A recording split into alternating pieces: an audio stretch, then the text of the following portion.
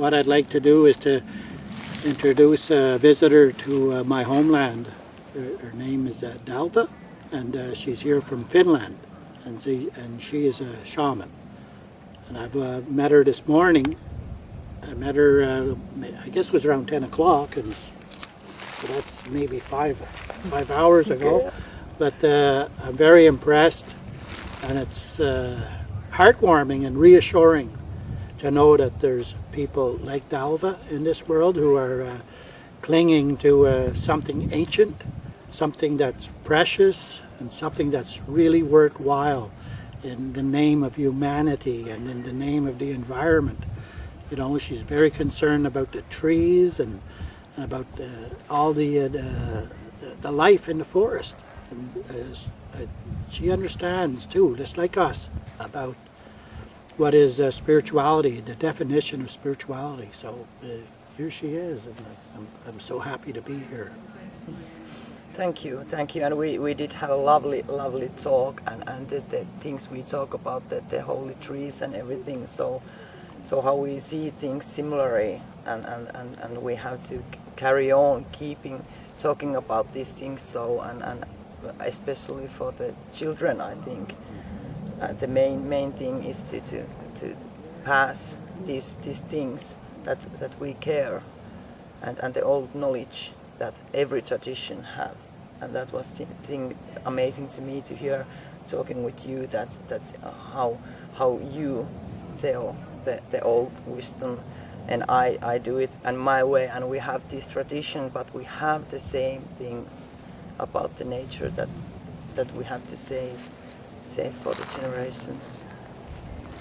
One of the things that I liked what Dalva said this morning is that her spiritual beliefs are that a tree holds the spirit of a loved one, a relative who's in the spirit world, and the relative's spirit enters the tree and lives there for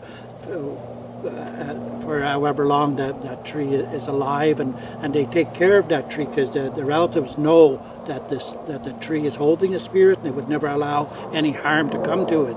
And I really connected with that, because people who know me and have gone up to my camp know that at my camp there's an oak tree that's there, and it's about 200 years old, and there's no amount of money that I would take for if somebody said they needed to cut that oak tree down for the timber. I'm just so spiritually connected to it. But now that Dalva has put it that way, that it holds the spirit of a relative, I'm even more connected to it now, and how much it makes sense to me. What you said. That our loved ones go to this in Finno-Ugric area. We say that there is an ancestor inside there, that you can have your grandmother there or your grandfather in that tree, and so that why they are like holy to us. Of course, we have that how we look the world, that we have the world tree, that the roots are going in the earth, and then we have in this world the trunk, and then the branches go up to the sky, and that's why in Finno-Ugric area we have the holy tree in the yard, looking after the family. So it's the tree that we tell our sorrows, and we go to thank you there. We in old times they put the first harvest onto that tree, and the first milk of the cow in that tree. So the prayers go up, and if we wanted to talk for those who have passed away, it goes to the roots, it goes down there. Mm-hmm. So this is also the one reason why the trees are holy to us. I totally understand that, because in our own culture, in Anishinabe culture, if we put a feast for the dead, a dead relative, and we feast that relative, we'll put like wild rice, fish, venison, all the things from the land is on the plate. And what we'll do is we'll take the plate then and bring it on the land and put it at the base of a tree. That's one of the places I like to put it. Or you could put it in the rapids, or you could put it in fire. But I've always preferred to put it on the base of a tree. Yeah. And now I know why. So we have we have these similarities, and I have been just few weeks now in your country, in Canada, and I'm so happy to hear all these things that you are now telling me, and like that, because it bonds us together. So we are in different countries, but we still have the same topics that we are all the time talking about, like the water that goes in the earth, and like that, and this, all these elements, they are so same. So we are like one big family. So why don't we work together? I'm doing, what I'm trying to do is give the oral knowledge, so to pass it, so somebody tells to the another person, and like that. And now when we have our talks, I'm going to Finland and tell there what you have been now telling me. So and they understand what you are talking about. Well, that's really good, because it's never, even whenever people have been drained of their spiritual beliefs because of technology and because of other things, once somebody starts speaking true spirituality, people really connect with it, and it's a seed. It's something that begins. Just, you know, like when we were walking onto the into the area here this morning, or early this afternoon, and there was a robin, and I pointed to the robin, and I told Dalva, I said, this is one of my spirit helpers. And then right after that we heard a woodpecker, and I said, you know that bird, that's a woodpecker. And she said, that's her, that's her spirit helper. So it was a good sign, good thing for the start of the day. Birds are talking and giving the important messages, and all the animals that are giving important messages to us. And how does your, like in Finland, does the storyteller play a big role in how a person learns, or how the children develop and learn good behavior as a human being? Like, is the storyteller important? We don't have that kind of tradition, but we did have the old runes. We say the old poems and the runes, and old times people did sing all them. So, and there was the mythology of all the creation, how the world is born, and how the animals came, and like that.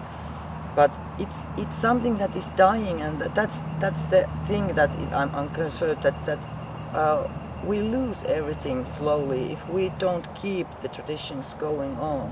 So how the tradition will survive if we don't do it, like you are telling about storyteller. So that would be something also to think, that who would we did have them, but I don't know where all the traditions goes. People don't remember, or any more young people aren't doing it that anymore. Yes.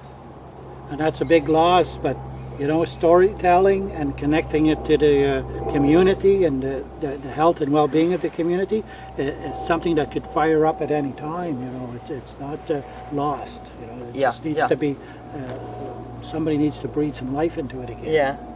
Good, like fire up. yeah.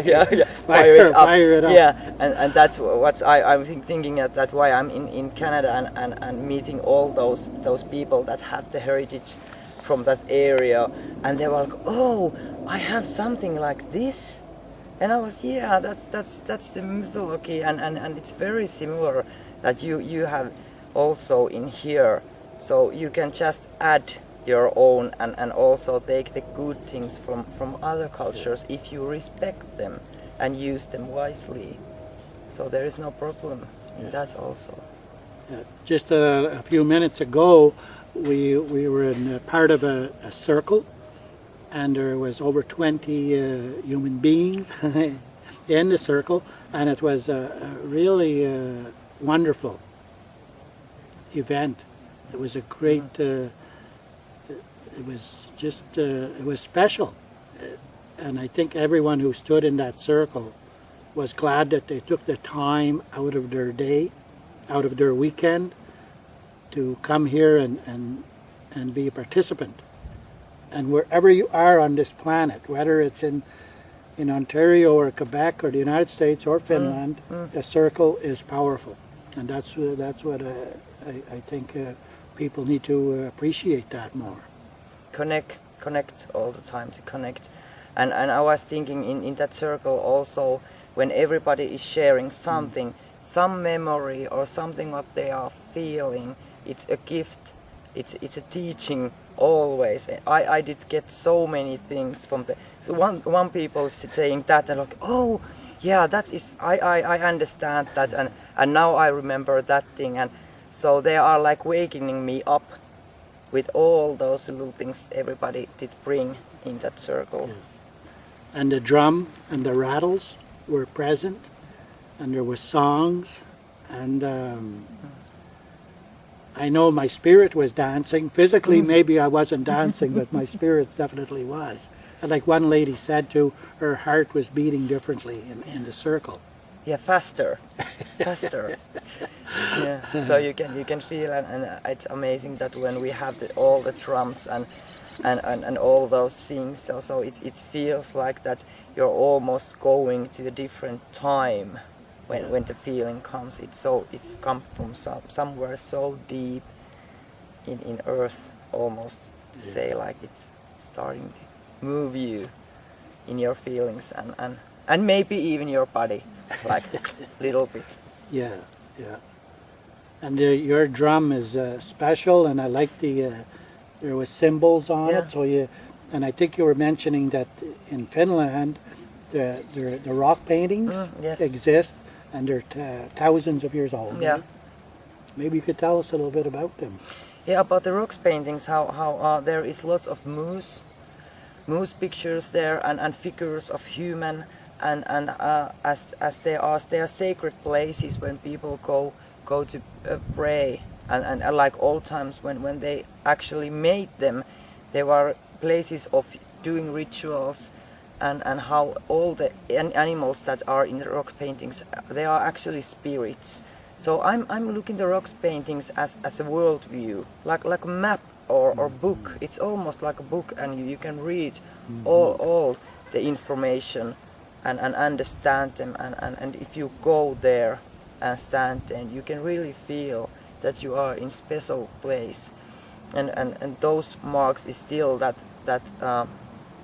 we use, and I did understand that in here are also rock paintings, and I was in Thunder Bay, and I did hear, but I already have left from Thunder Bay, that there is a place called Painted Lake, and there is rock paintings, and I now have seen from the book, and they are so similar that we have in Finland. So again, I was like amazed that they are really so similar. So people have done it like that, painting the worldview on the rock, and we still have them, and I would hope that people would go there and feel the place, what the place is telling you. You don't have to read all the books, the studies. You can go there and feel yourself what they are saying personally to you. That's right. Because when we talked this morning, I was mentioning to Dalva about the fact that all over the Americas, there's one thing that whatever territory, it seems there's always a rock painting of Thunderbirds. And to me, it's people will have their different definition of what is a Thunderbird. Some people might say it's an eagle or a hawk, but they painted it always the same way.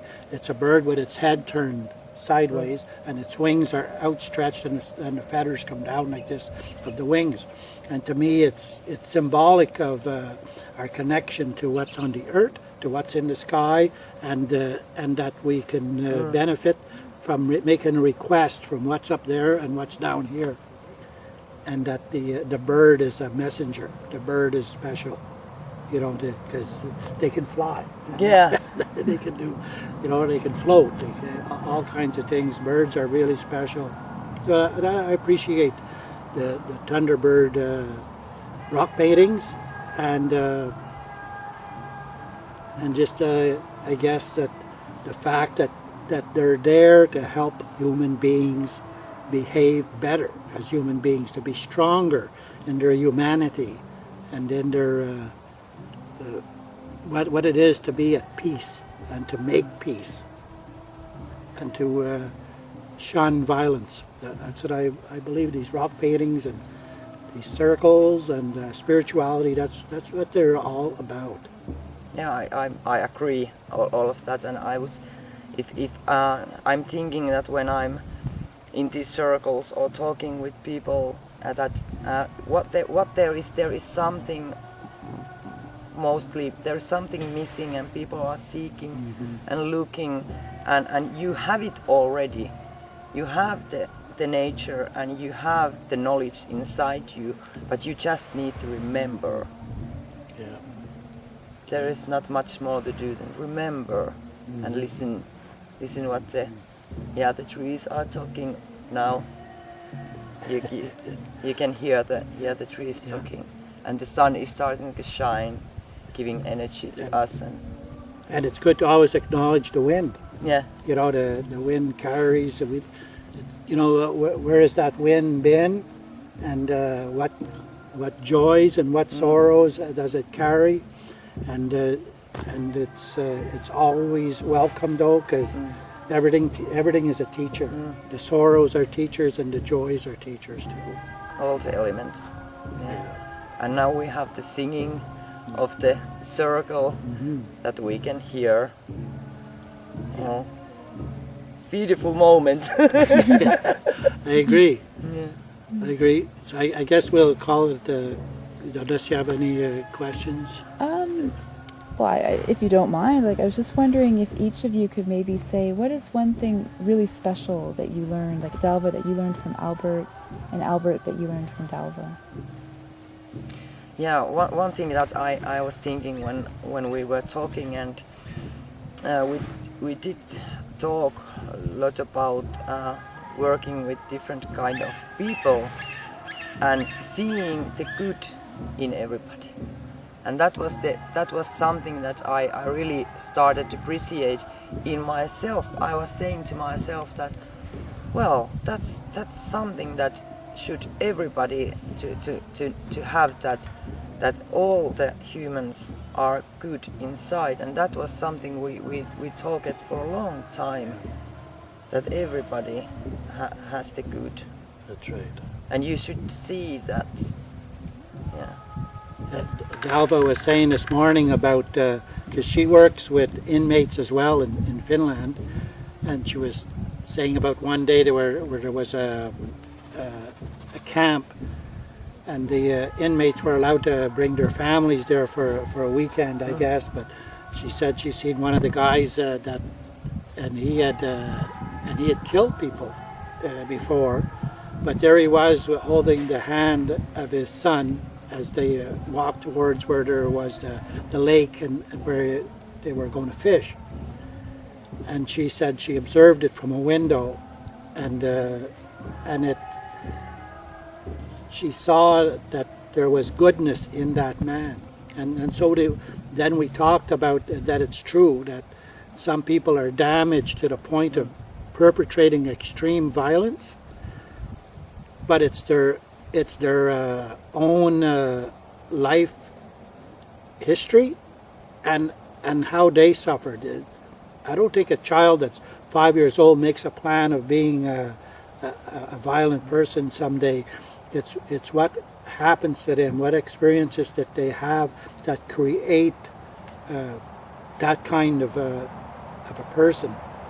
And we have to understand that everybody can be rehabilitated. And I think that's where Dalva and I connected strongest, is our belief that a human being is a human being, and that they're entitled to take their place in a healing circle, and no one can push them out of it. It's a birthright. Yes. One more thing, because Dalva, you spoke about we just need to remember. Do you guys each maybe have a suggestion for the people who are going to be watching this about how to remember? Yes, about talking about how to remember that you have the teachers.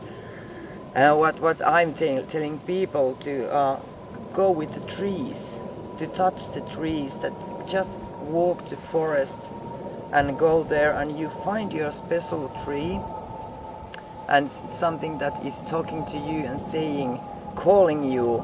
And when you touch the trees and be there, you can really feel the relationship with you and the tree and the connection. And that is something that I often say, that if you have a hard time, go into the forest, find the tree, and the tree will help you. That's true. Yeah.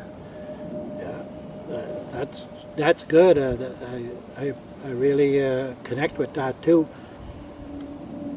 Earlier, my sister nicked her finger over here, and there was blood on her finger. And I shared something with her that I learned on my own about blood.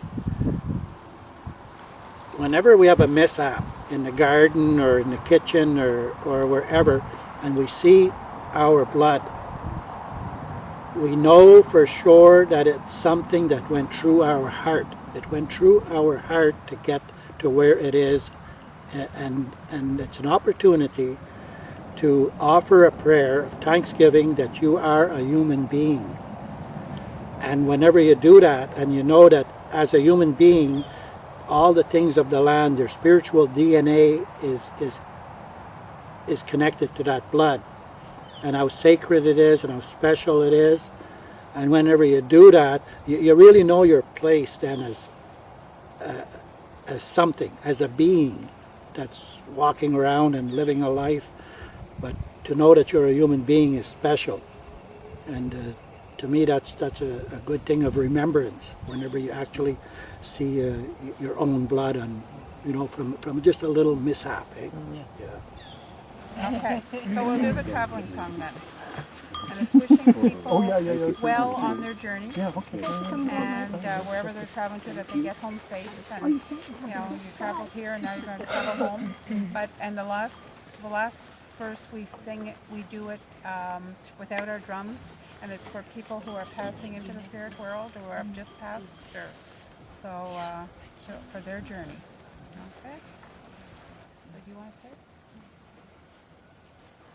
How about that? Go. I'm visiting.